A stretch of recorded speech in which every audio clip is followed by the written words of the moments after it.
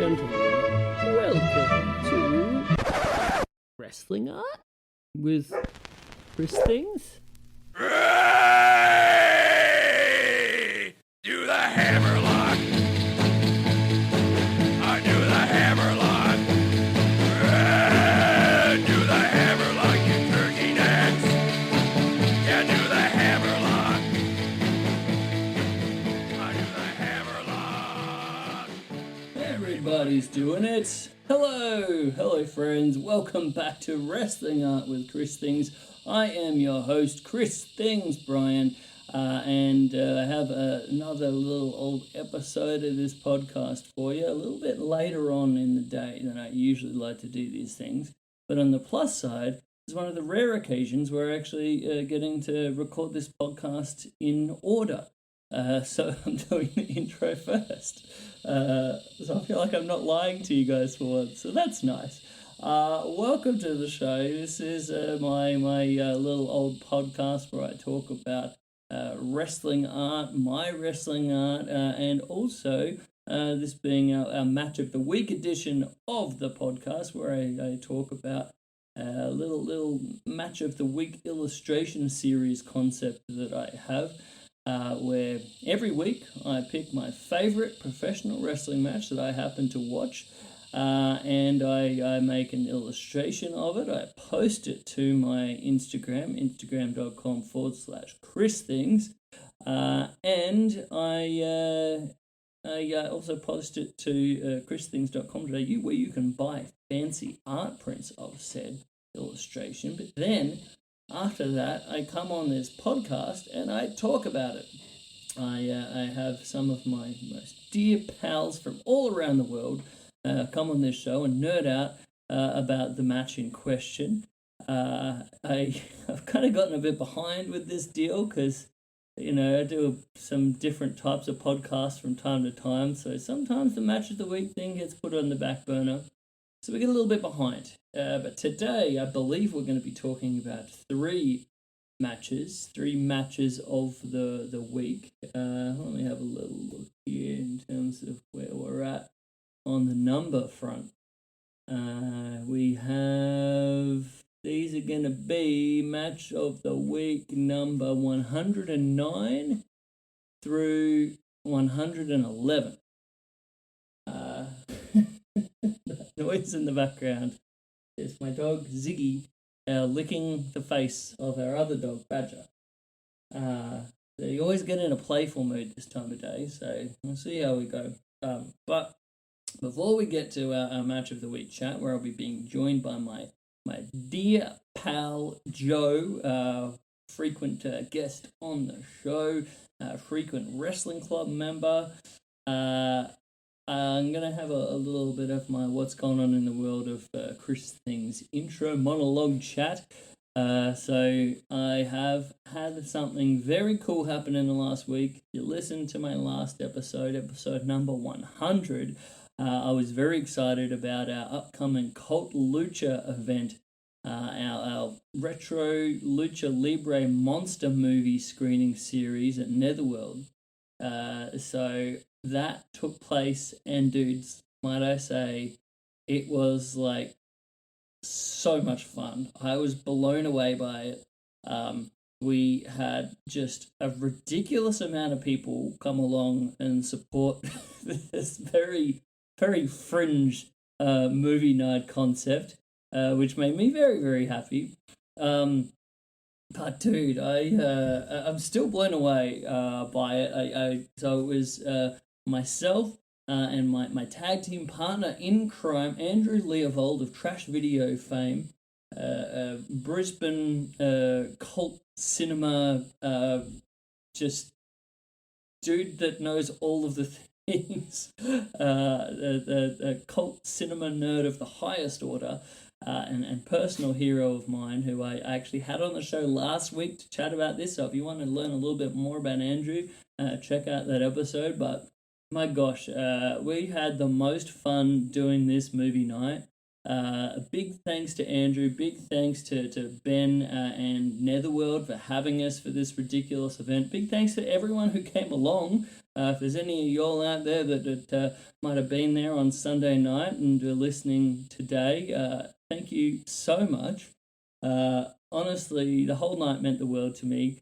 I really enjoyed every part of it. I got to, be hawking some of my art wares. I got to have a full-on nerd-out love fest intro for this movie.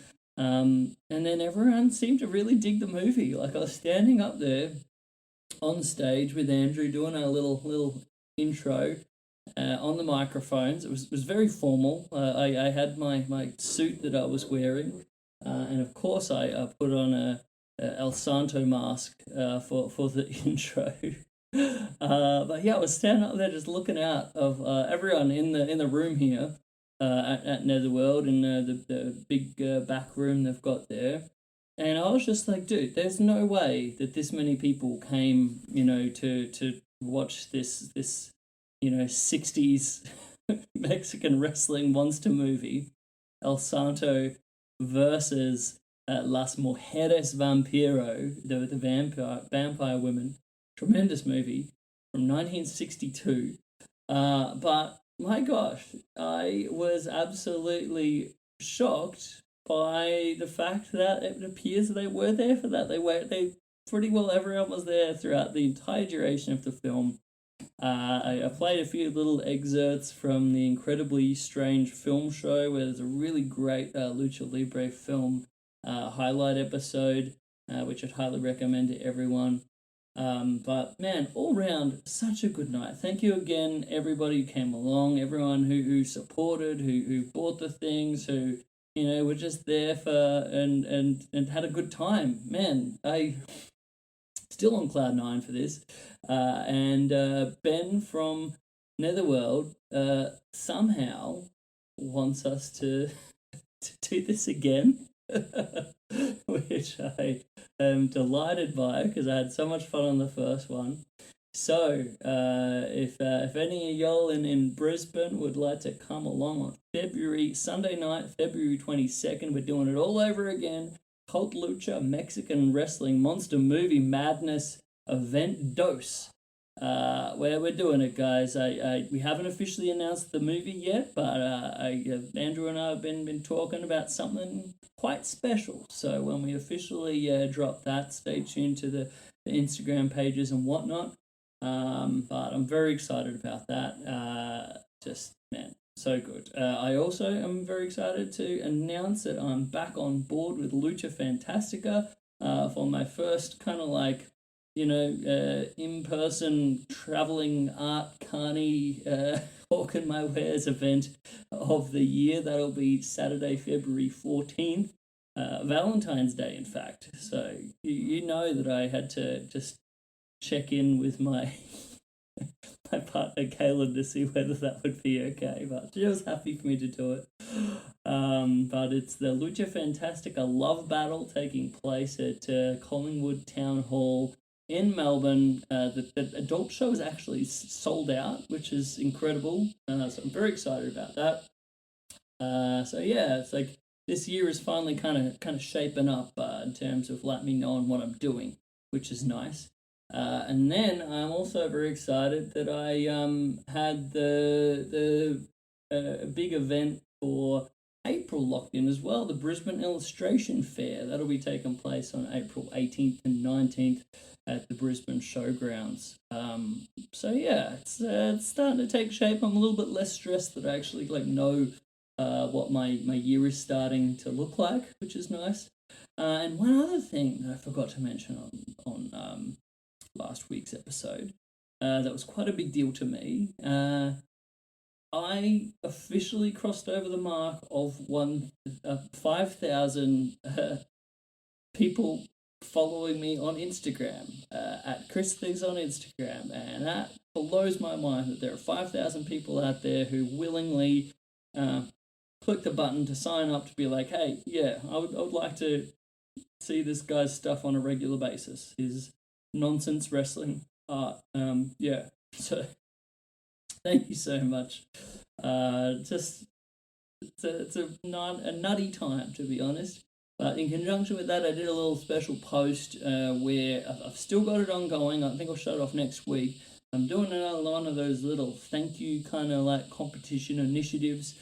So if you are on Instagram, if you would like to share one of your favorite Chris things that I've made over the years, tag me, and you'll go into the running to get a free fancy art print of said artwork.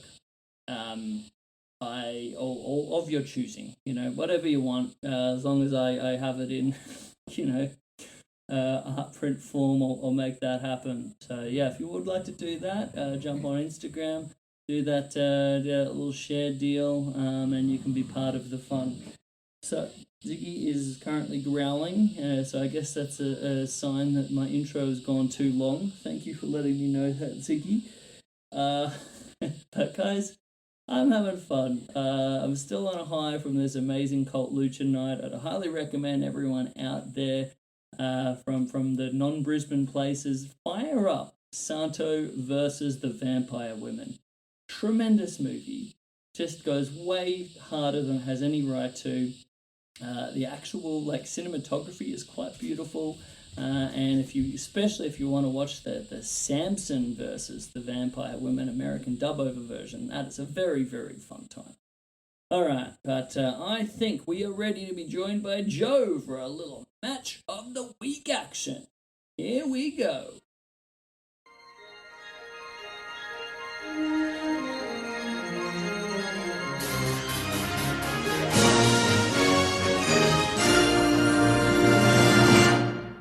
Okay, ladies and gents, we're back for another match of the week edition of the podcast here, and I'm being joined once again by a regular dear old pal of the show, Joe. Welcome back, friend.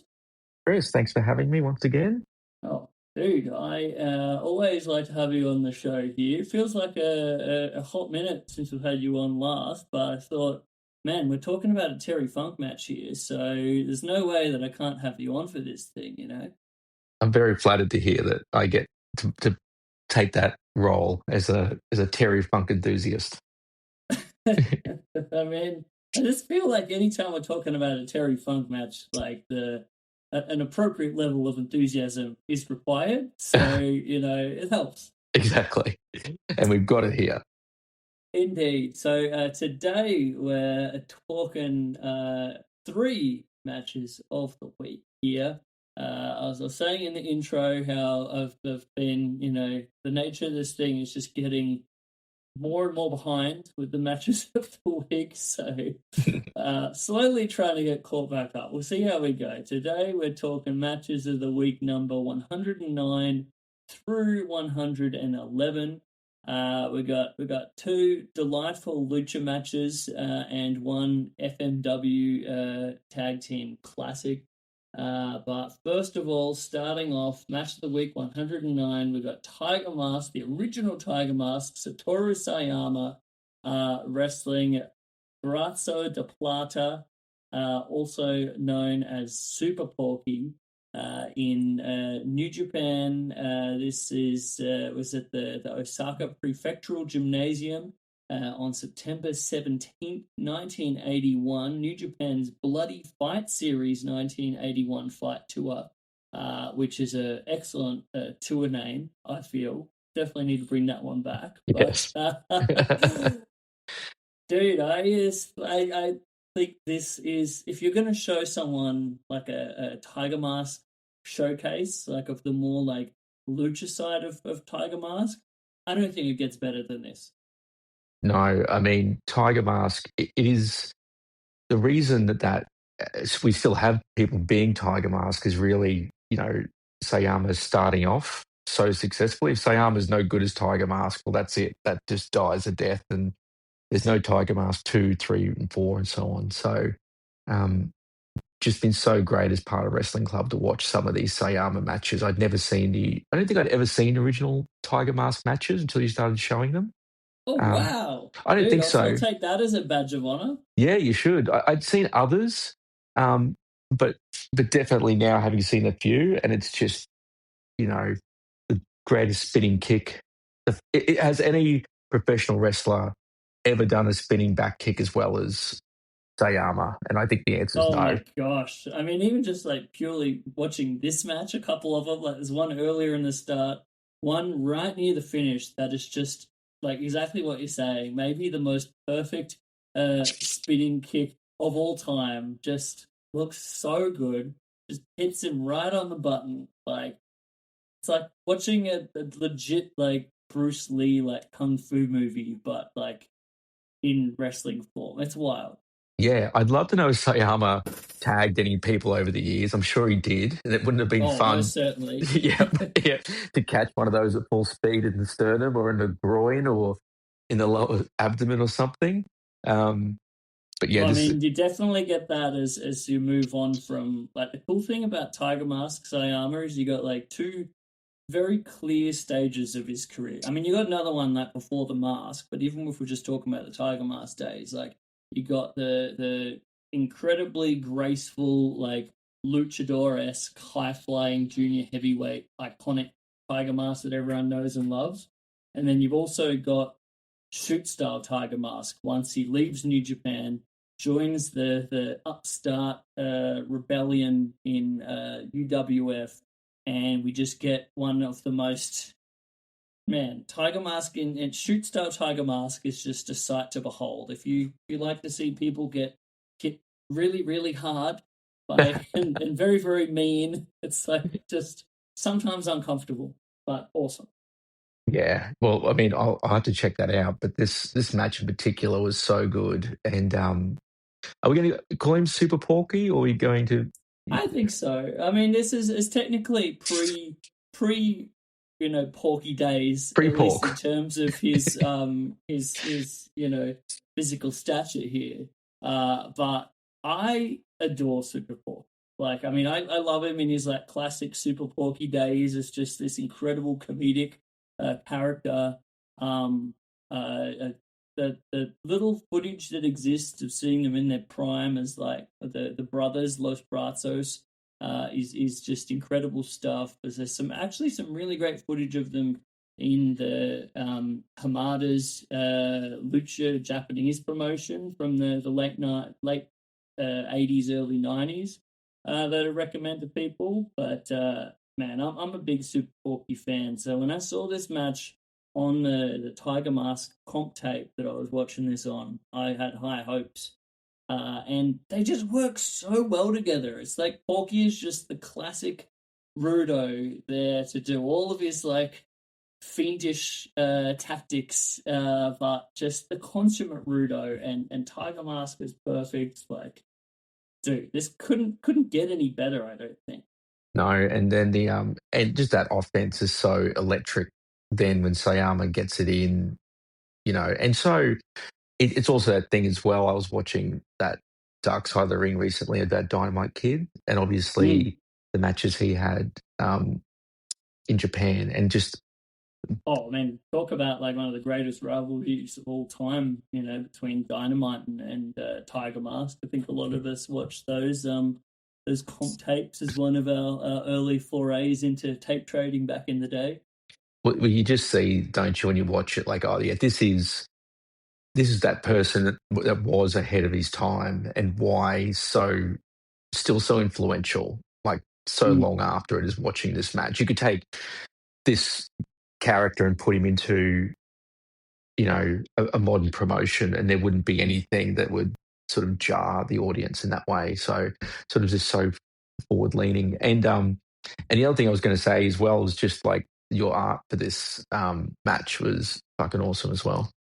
Really dug it. What? Sorry, you broke up there a Oh, moment. sorry, your art that you did for this particular Oh, match of thank the week. you. Yeah, yeah. I think Tiger Mask is just so naturally, just clearly dynamic in that mask is it like one of the best masks in Japan probably ever Oh, potentially. for sure, one of the most iconic masks of all time, I would say. Yeah, and Sayama's one too, like because it changed. There are subtle changes. There's a Tiger Mask incarnations. You know, some of them have a bit more of the mouth reveal, but this sort of is a more of a fuller version of it, I guess, in this match. God knows how he wrestled in the damn thing, and famously, like Misawa really didn't like wrestling in the mask, of course, but like, but yeah, like even that was so cool. Yeah, it was another one of those ones that was kind of like tricky to pick because I really did enjoy like the wacky like classic lucha submission work through this match. Like another credit to Porky in this one, like just like there's a really cool one where he locks the arms behind when he's sort of in a chin lock position, locks Sayama's arms in behind his legs in a crouching position.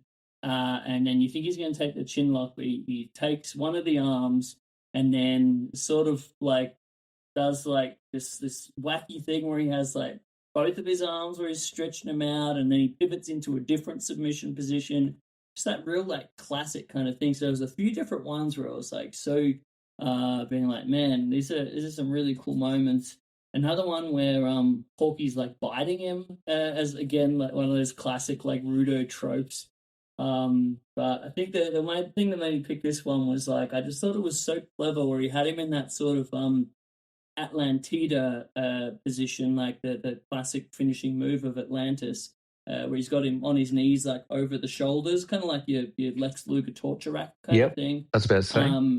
And then that's where Tiger Mask has just such a great counter of it, where he does like the double wrist block over one of his arms that he's like holding him with. And fortuitously, like in this match, there's a great like close up right at that moment, and I just thought that was like such a clever thing. And it also in like the moment, like Porky has this look in his face of like, oh shit, and it just captured such a cool little thing. I was like, all right, that for sure is the one that I have to go with. But yeah, very, very fun to draw. But yeah, there was a bit of challenges when it came to sort of like the mask of Tiger Mask, because it's quite intricate. Also like so iconic to where you obviously want to get it right kind of thing. And yeah, I found myself having to like turn the bit of paper around because it's like some of these things are so hard to draw like upside down. Yeah. So that added a whole kind of thing to it. But no, overall, very fun. And I was quite stoked for kind of like a deep cut match like this. When I did it as like the match of the week, it seemed to really, get a lot of traction and connect with a lot of people. So, it's my hope that maybe that encouraged some people to check out, either this match or that kind of era of Tiger Mask, or even just check out some more like Porky in his younger days. Yeah, well, I mean, you've as I said, shown a few Tiger Masks at Wrestling Club, and it's been so fun. And like everyone, I mean, obviously you're choosing good matches as well, but everyone I've just been so impressed. And it's just one of those things. It's that old thing of there's legends in like any field of art, and some of them are legends sort of in their time because they were they broke the mold at the time, but then decades down the track, everyone's doing that same thing, so it loses a bit of the impact of it, if that makes sense. But with Tiger Mask, it's the opposite. It's you go back and listen to it, you go back and watch it rather, and it's still as dynamic and exciting even now. And I think that's really like that. That's when you know you've got something good. It's not just like, oh, he was the first guy I ever saw, do this move, but then he sort of gets lost in the sort of, I don't know, in the sands of time as other people start incorporating that move into their move set. Yes, he's an innovator, but we've moved on since then. But like, this is sort of timeless stuff, really. Oh, for sure. And I think, again, for a guy that's been like imitated so much and his stuff's been so influential, I think when you go back to watching the original, the thing that really stands out to me is like he does it, but it feels like a lot more of like an actual athletic contest rather than just like these guys putting together like a series of choreographed spots kind of thing, like sometimes current kind of stuff can tend to look a little bit. So it felt like it was still like a fight, which is really interesting. And especially like the lucha side of it. Like I really love that this sort of like we got so many classic like lucha tropes in it, and especially before like a Japanese audience. I think that's really really cool. And man, I wish there was more Porky and Los Brazos footage out there from this time period, because he just looked incredible. Like, Hmm. and let me say as well that the finish of this match, upon rewatching it today, really stood out to me as just being such an incredible finish. Like we mentioned that amazing like soulbutt kick to the face, it just nails him right on the chin, just like perfectly, this perfect glancing blow. And then the way Porky sells it, he's just sort of like discombobulated but still on his feet kind of thing. Then we get an incredible like Billy Robertson style double underhook suplex, Hmm. uh, followed by something. I think a few like those spectacular like, running Santo esque headbutt dive kind of things, um, or like crossbody kind of, and then the big crossbody, of course, is the finish, and it just came together like the energy of it, the sort of like peaking at the perfect time side of it, like it was just the perfect finish for me. Yeah. It's it's something though. Just to come back to what you said there is, I think what is so impressive about the finish too is obviously planned out but doesn't feel it. Like Mm. it's just it doesn't. You just don't see the scenes, I guess, as much. That makes sense, and it's which makes it more more exciting too. Yeah, and I think that's a real credit to Sayama specifically, because he was always able to, do this like incredibly graceful, amazing high flying, but do it in a way that feels like combat.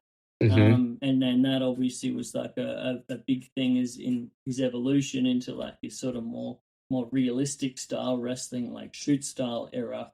And then even going forward to being the pioneer of Shuto, which was kind of like a forerunner to Pancrase and what would become modern mixed martial arts. So yeah, a lot of influence for Sayama. Yeah, interesting. Well, yeah, it was dope. Thank you. No worries, dude. And then we go on to another lucha match in that classic WCW Nitro Lucha period that I think so many people's introduction to lucha. I'm pretty sure it was mine back in the day. In that amazing WCW like cruiserweight division. So this was a delightful trios match that took place on December 22nd, WCW Nitro from Macon Coliseum in Macon, Georgia. Hmm. Uh, this was so we had the Rudos of Parka, Silver King, and Psychosis against the Technicos of Rey Mysterio Jr., Juventud Guerrera, and Hector Garza. My dogs are going nuts right now. They're excited um, too. They're buying in. They're like, those names sound great. yeah, they like a bit of lucha. But man, this was that classic Nitro in that it didn't go very long. It's like a sub 10-minute match, but like they packed in as much as anyone possibly could into 10 minutes. Yep. And it was a roller coaster, and it didn't just feel like jamming a bunch of disjointed stuff. Like the overall match kind of like flowed and peaked and like it just had such a great finish too. So this was another one I was very excited to show everybody at Wrestling Club, and a match that every time I watch it, it just kind of gets better and better. Yeah. My only criticism isn't actually of the match itself. It's of I don't know who's on commentary. I guess is Shivani on commentary? We have, I believe, Shivani, the living legend, Larry Zabisco, and Mike Tenay, the Professor Mike Tenay, bringing the lucha knowledge to the commentary team. Yeah, my only criticism is really them because they spend too much of the match bloody talking about the NWO and what's happening with them and promoting other stuff. And I'm like, can you just talk about the incredible match that's happening right in front of you. Like, oh, I know you got a promo stuff, I get that, but storylines about the NWO, none of these guys are in the NWO. Like, I don't know. And it's like, and the crowd though, like when um the note I'd say Ravens flock. yes, and they love, but you hear how much they pop for Rey Mysterio when he gets in. Like he's so over the crowd, it's crazy. Oh yeah, I mean it speaks to the match as well that there are like I'll acknowledge there are a lot of kind of some distractions going on between some of the stuff even in commentary when watching as a viewer where you're just like, all right, so we know what the main event of Nitro is going to be tonight. Who else is going to be appearing? And then we have the thing with the flock where I remember when I was watching the match, it's like, why is everyone looking away from the match? Is it like a fight in the stands or something? And then it's like, oh yeah, Ravens flock coming out. And then even on commentary, I actually quite loved where it's like, oh, where's Raven? We haven't seen Raven in a while. And it reminded me of the Simpsons like Poochie bit. Which is especially funny because Poochie is dressed a little bit like Raven with like with jorts and like, and he's like, "What is this guy? Is he like was it a third Bonzarelli or whatever it is? The line is that he says in that. Where's Poochie?" The other thing I noted about this match, which I think I said to you at Wrestling Club when we watched it, or maybe it was a different WCW match, is this is not related to the match at all, by the way, but how those Guy Fieri flaming crash mats that they mats. have around the ring. I'm like, bring them back, for God's sake. Iconic. Unbelievable. We're there are certain things that just fill me with nostalgia about watching like this old Nitro, because this is what a lot of the stuff I just fell in love with back in the day, and those mats and that entrance way are two of for sure. Yeah. But the other thing is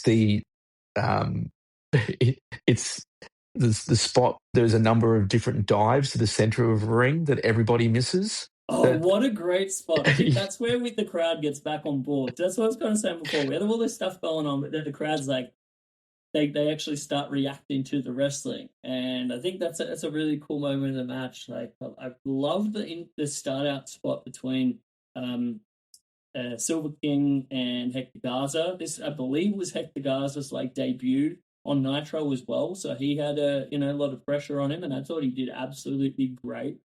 Hector Garza is definitely one of my favorites. But yeah, their stuff just looks so grateful and amazing. Silver King's another guy that never gets enough credit. That was just like fantastic in everything he ever did in WCW. Then we get to this incredible spot later in the match where everyone does a dive and misses it. But it doesn't stop him from trying. No one learns a lesson. After about the third guy dives and misses, you might be like, hold on, I could learn a lesson. But it is well constructed because they jump, don't hit anybody, and lay there a bit stunned for a second, which then gives the next guy the thought to like, oh, I might try and do something to him. And then he finds that whoever's lying sort of prone in the ring recovers just in time. But then that guy is laying stunned. So the other guy thinks, so yeah, some great stuff in there. The execution of it is tremendous. And it's one of those things where it's like the magic of wrestling to me is, so we don't have to, completely believe that it's real, right? But we have to be carried away in the magic to be caught up in the moment, like any good movie or theater show or whatever. So we just got to have enough to make it that, that kind of bit plausible. And that's the thing where I feel like we're now living this meta age where guys don't even bother about the stuff to make it plausible, right? Because it's like, everyone knows it's fake anyway. But like, it's those little things that you notice in here, like you were just saying about those little reactions to where, they make it plausible. And I think that really, really adds to the match, at least in my eyes. Oh, it's funny you say that. I was watching a match. I was going to say I won't shame them, but they won't hear me say this anyway. I was watching a match with Swerve Strickland on AEW, and I like Swerve a lot, but like there was a couple of little moments there where he was running towards Kevin Knight, who was at the ropes, and Kevin Knight ducks down and pulls the rope down, so Swerve's going to go over it. But he sort of did it way too early. So Swerve took 4 or 5 steps to then fall over the ring, and you're like, why would he not? You wouldn't do that. You would stop. He's not close enough um, to the top rope to sort of be fooled. It's too Mm. telegraphed, and so that's why that spot we're talking about is so great. They don't just do it like leap, land, roll out of the way, and then have another guy jump, because why would he jump if nobody's there to land on? So it's all about Yeah. the timing of, yeah. So yeah, I'm just reiterating what you're saying, basically. Um, I mean, there's another bit in here where like I love all of the Parkerisms in this. oh, Like we get a bunch of them. You know, his strut, his like bit where he has like Rey Mysterio on his yes, arms while he's doing yes. the strut. Like I think there's another great bit where he like does the dive to the outside when he's like set the dude up on the chair, Oh, because he's the chairman, of course. mhm. Oh man, I just love the original Parka LA Park so much, and you watch this match, and I think that's a special part of my love, that sort of lucha cruiserweight division in Nitro. It's like so much of the time it's the La Parka show. Look, Parker too, you forget when you see him in the ring with all these guys, he's a bit bigger than all of them. You know, like he Mm. can catch Ray and do that strut. Um, but yeah, and important to point out too, as you're talking about as the match ramps up, that before La Parka does that dive, there's a couple of other dives, and then you have the corkscrew dive to the outside as Oh well. man, beautiful by Hector Garza. That tornado dive, one of the coolest dives I ever did see. Yeah, and so to have that all, I mean, those fans who were sitting in those front row got their money's worth that night. That's for sure. Oh yeah, and I guess that's what I'm saying about like the pacing being so good, because it's like you have so many matches where it's like, all right, dive early on, but they like kind of built to a crescendo in this match. Hmm.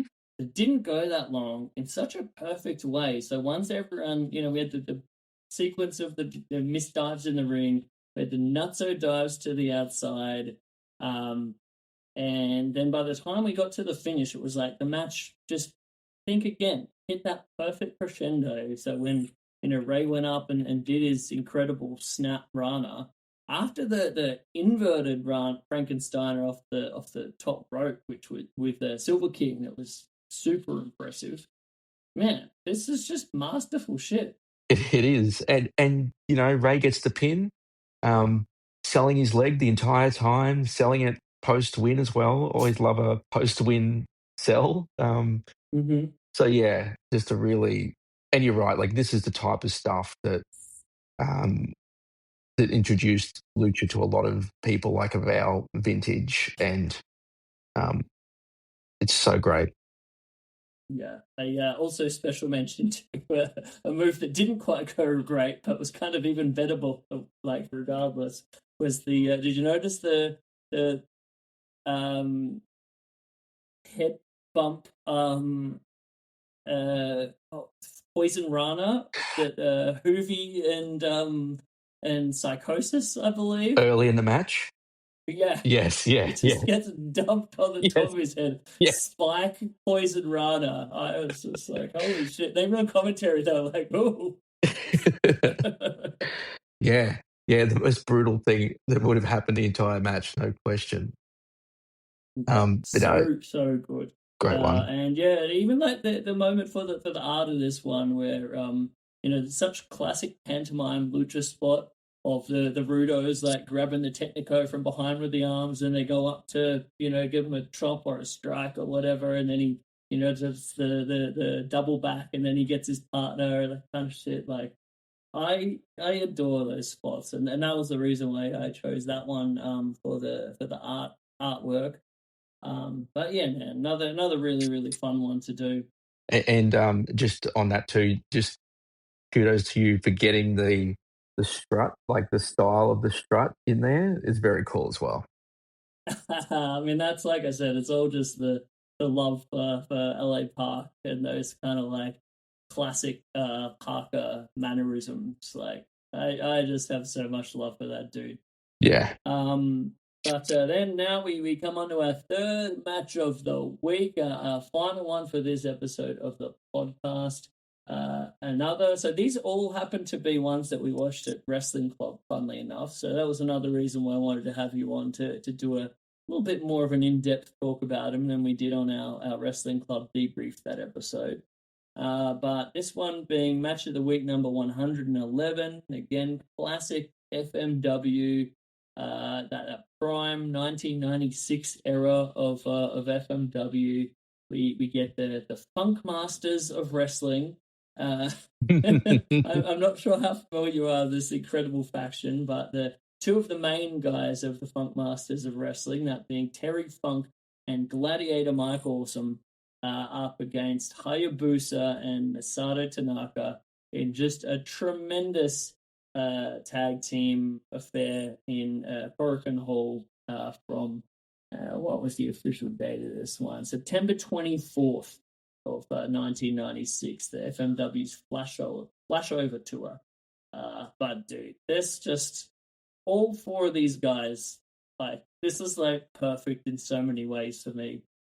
Yeah, I my first note that I wrote down was just four fucking legends. Mm-hmm. Because that's just how I feel about all of them. Um, I just Absolutely. I loved it. I wrote 2 pages of notes. It's a longer match, but I just couldn't getting to watch it all again. It's just incredible. The the first note I wrote is the early in the match is this a brutal dive from Mike Awesome to the outside onto Hayabusa. No, onto Tanaka, but Tanaka doesn't really catch him very well at all. So it's kind of just Mike Awesome's head going into the wooden floor, which looks like that horrendous. classic Korakuen Hall parquet floor. Yep. I just love this match so much. I wish. I don't know if I said this to you when you talked about it at Wrestling Club or not, but you know how in some matches, like football matches now, they have player cam, like they'll just follow a player around the whole time. Mm. I wish we had this vision, but then 4 different cameras just following each of the wrestlers the entire time. Oh my Because gosh, if we could get like a Terry cam of just like yes, a view of yes, like a GoPro that's stuck on Terry's head and we just see yes. the world through Terry Funk's eyes. Oh, My word. because there's a couple of scenes there where something's happening, and then you just in the background you see Hayabusa just doing something, or Terry whacking someone in the head, and you know, um, yeah, I almost don't know where to start. Like from the beginning of the match, It's the sort of chaos the whole time, right? Like that was yes, my big memory of watching it. Because I watched this one both for the wrestling club, as well as you know afterwards, that being my favorite match of the night from wrestling club, and that's where I picked it as the match of the week. And the big thing that stood out to me is it's like for a match that is such chaos, it actually comes together really well. And while there's certain points where there's a lot of madness going on, we definitely get that chaotic vibe.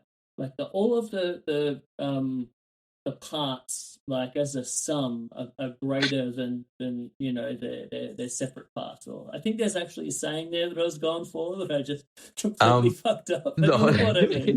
the the the whole is greater than the sum of its parts. Is that what? Yes, Yes. yes. There you go. There you go. Thank Yeah. you. Yeah. Well, the other thing, some of the things I like because is again going back to that dive from Mike Awesome. In contrast, his dive than Hayabusa's like beautiful dive when he's still wearing the robe. Although Hayabusa looks like Yes. he lands directly on his tailbone. Oh So yeah, and then he looks like it hurt a lot afterwards as well. he's a little bit ginger before he gets up to start um, getting into Awesome. And then some other cool things like um, they have like one of my favorite tropes of a lot of Mike Awesome matches is I call it like the steel chair duel, you know, where him and Hmm. usually Tanaka will get a steel chair each and just fight with them. He has that with Hayabusa Classic. here, like just to be a Yeah. bit different. Um, when they take each other up into the crowd and bang each other off a sign randomly, they're like, I could hit you with any of these things right here in front of me, but if I take you 3 meters into the crowd or 4 meters into the crowd and bang you off that sign, I think that's going to hurt you way more, Hayabusa. So take that. The tin sign. I mean, at least you get that great like sound, the whack of hitting their head against the tin, I guess. That's true. And then the table spots that come into it with Oh my god, well, so great. actually, sorry, before that, well, sorry, they get the table spots. My first favorite part is Terry throws Tanaka into the table, but gets himself caught on the ropes for a second accidentally. So great Terry is just like flailing there. Kind of hanging there. Like, oh, I threw him so hard, I myself am in the ropes. Great sort of little callbacks with the spinning toe hold between Terry and Tanaka throughout the match. And then just what Mike Awesome does to Tanaka with that solid Japanese table could probably be illegal. Oh, He chose it for but the just gets the absolute most out of it as well. Like, yes. I mean, one of the first times I ever recall seeing like a table just being kind of used almost like you would a chair. Like, Yeah. normally we're used to in wrestling a guy being driven through a table, right? But the idea of like a dude just like bloody hurling a table like at someone, especially off the top rope, Off the no top less. rope. Someone the size of Mike Awesome pick up that table and just belting you in the head with it is like a nightmare. And that's that. But it's something. It's something else I wanted to say is normally tables really are one and done, right? It's they set it up. It's Chekhov's table. It sits there, and eventually you go through it, and that's great. But then we have to get another table if and we then wanted. it's like, all right, it's used. The referee pushes it out of the ring. Whatever. Not this table, baby. We put Tanaka through it. Then we get Mike Awesome off the top rope with it. Then he hits Hayabusa with it to keep him out of the ring. Then he hits Tanaka again and puts a hell of a dent in it. It then starts coming apart, and they use half of it to belt each other with it. The shards. I would never get sick of like in the Tanaka Mike Awesome rivalry, like the just smashing shards of wood over one another's head. Oh, Again, just getting the absolute most out of this this very well constructed Japanese table. yeah. Yeah, I loved it. Oh yeah, That's my review. and it's like all four guys are so fun. Like this is the perfect kind of match that I really love to play at wrestling club. It's like anyone can get this match. You watch this thing, and anyone can just watch this and enjoy it. From like whatever background coming from, whatever level of knowledge that you might have of wrestling. Like anyone in that bar can pretty well pick up what they're putting down in this tremendous match. And all four guys are just so fun in it. Yeah. The other thing I wanted to shout out was Mike Awesome hits Tanaka with the table, of course, but then uses the table to try and get a pin on Tanaka as well, like holds it on him. And then they break the table apart. There's a great part where Terry throws a couple of things happen. He throws the table, a part of the table to Mike Awesome, does accidentally like just scot him in the head, and Mike Awesome has to like duck back for a second, and then sort of sets him up, like batter up, and then Hayabusa ducks, which results in Hayabusa just breaking this half of a table in half over Mike Awesome's head. So it's just smash mouth wrestling at its finest, really. Oh yeah, and I just think it's such a great precursor to one of the all-time great wrestling rivalries of Mike Awesome and Tanaka. But like it's just such a treat to get to see, Terry in there with this combination of dudes. Like Hayabusa just looks so graceful and amazing, and like you get so much of the magical appeal of the mythic figure that is Hayabusa. Yeah, dude. This is like if I want to show people like what's awesome about FMW, this is the kind of match I like to show. Yeah. And then some of the other things that's cool. There's talking about Terry. There's a great point, some great selling from like very Terry selling where he gets. I think he takes like a tornado DDT in the corner, sort of gets knocked up, but has to stand up again and then fall over again because Oh. he's so stunned by what Tanaka's done to him. Oh, I just you know how much I adore these. Every little movement of Terry, like you just watch it and it's like such a treat. Yeah, yeah. Um, and then the other thing, I don't know what version. The one we watched at Wrestling Club, I don't know if we watched the promo that came after it, where Terry and like the foreigners are all promoting how they like how these people have betrayed FMW. Have you seen that? Oh yeah, yeah, the proper funk masters of wrestling grouping, right? Yes. Yes. They're headhunters. We got what we got here. But yeah, it's a great little promo video that I am actually quite sad that I didn't include in Wrestling Club upon watching it back. Well, the part I noted was he refers to, I think he's trying to call Hayabusa a pussy, but he calls him a Mm. Hayabusi, which in 2020, in 2026 has a very different connotation to what Terry Funk. I mean, it might be, I guess what I'm saying is, I think Terry Funk invented the term bussy, is what I'm trying to say to you. Ever the innovator, the Terry Yes. Funk, like we needed him to be able to create anything else. The creator of Pussy, Terry Funk. Yep. Yep. And there's also Oh man. there's one last point. I don't want to go on too long because I could talk about this match for hours, but uh, there's also a point where somebody, I can't remember who, is on a top rope and they're going to dive, but then the camera doesn't, you don't see who, but this chair just flies out of screen and hits them in the head and they fall off. I can't remember who it was. And it's maybe Hayabusa. I assume Terry throws that at him. I can't remember, but I think so. it's so funny. It's the comedic timing of it is really, really incredible. Um, Oh yeah. so yeah, Another one where it's like great finish as well with like the awesome bomb and just yes, like setting up what so much of the lore of this like Mike Awesome versus Masato Tanaka feud would be. Um, so there's a lot to love, and then yeah, like the suffering of Hayabusa as well, like at the hmm finish, getting covered with like the American flag, like hmm so many like classic FMWisms here.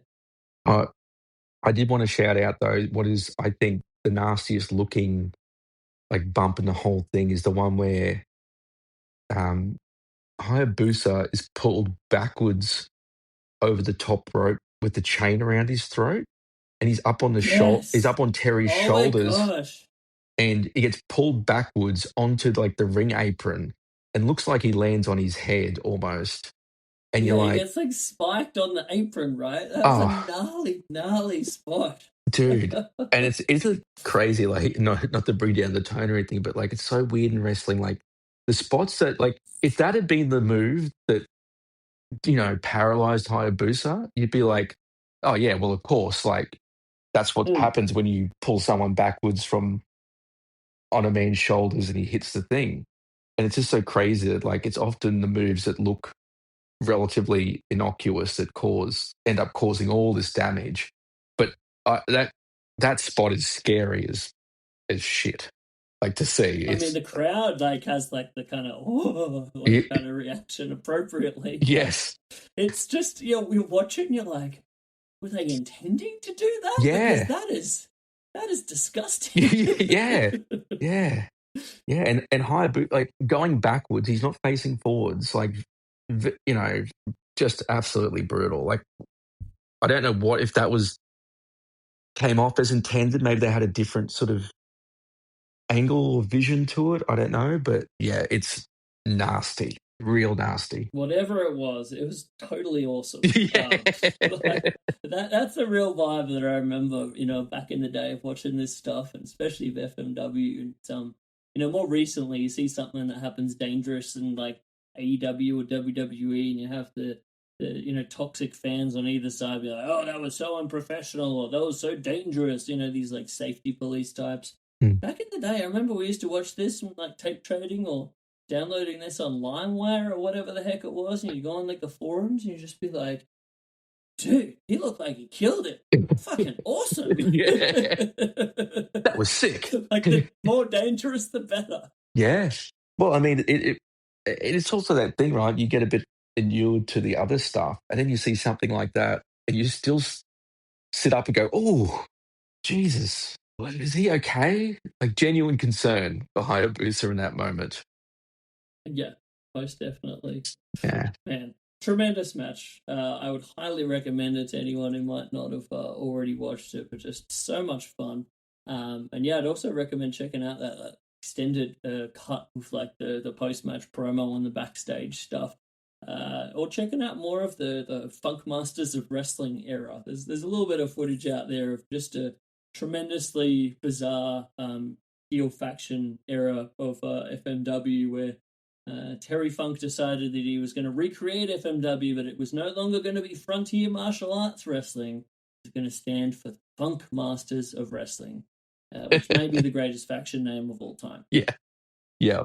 And as I said, watch it to witness the creation of the word bussy, Hayabusa, by Terry Funk.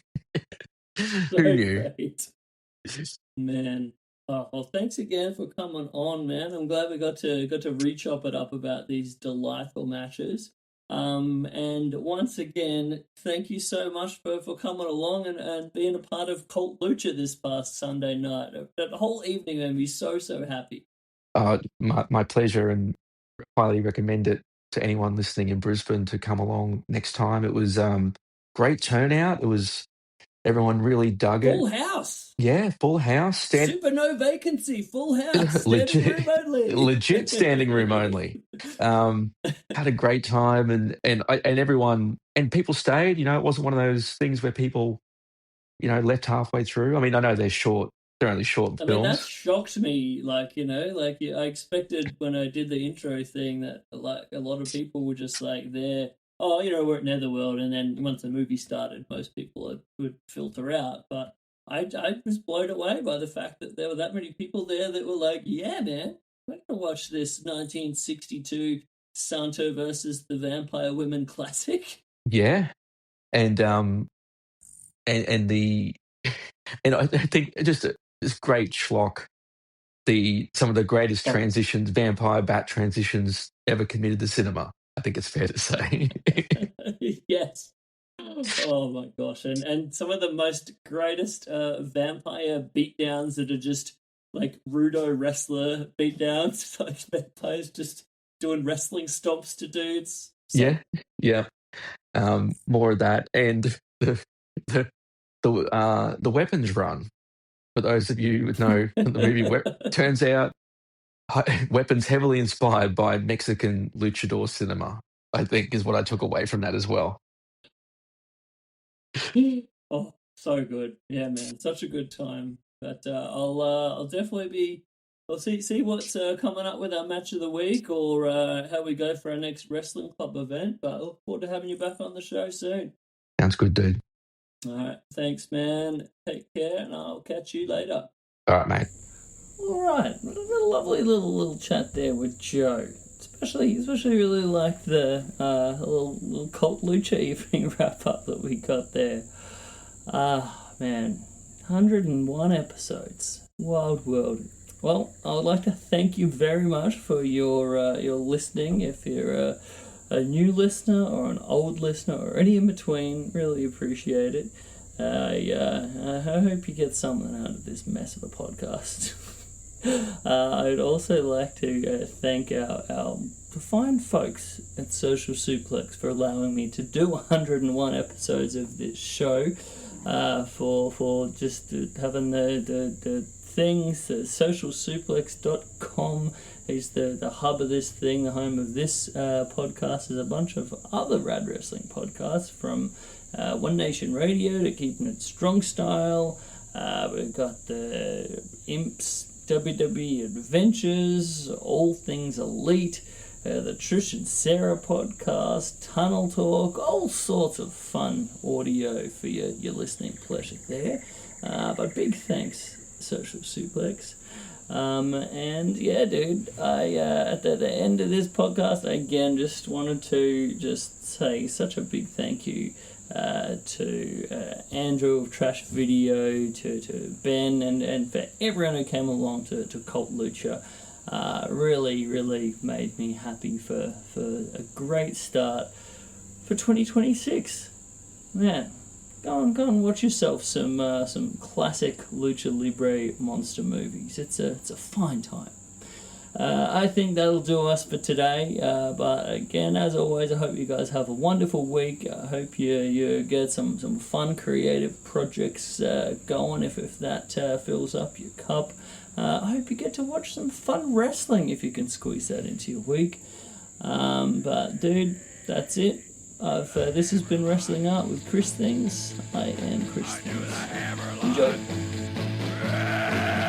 Do the hammer like you turkey necks. Yeah, do the hammer lock. I do the hammer lock. Everybody's doing it. Do the eye gouge. Yeah, do the eye gouge. Do the eye gouge, you turkey necks. Yeah, do the eye gouge. I do the eye gouge. Everybody's doing it.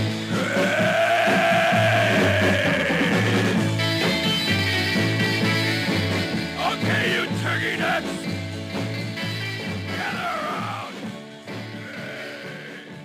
Let me show you how to do the crusher.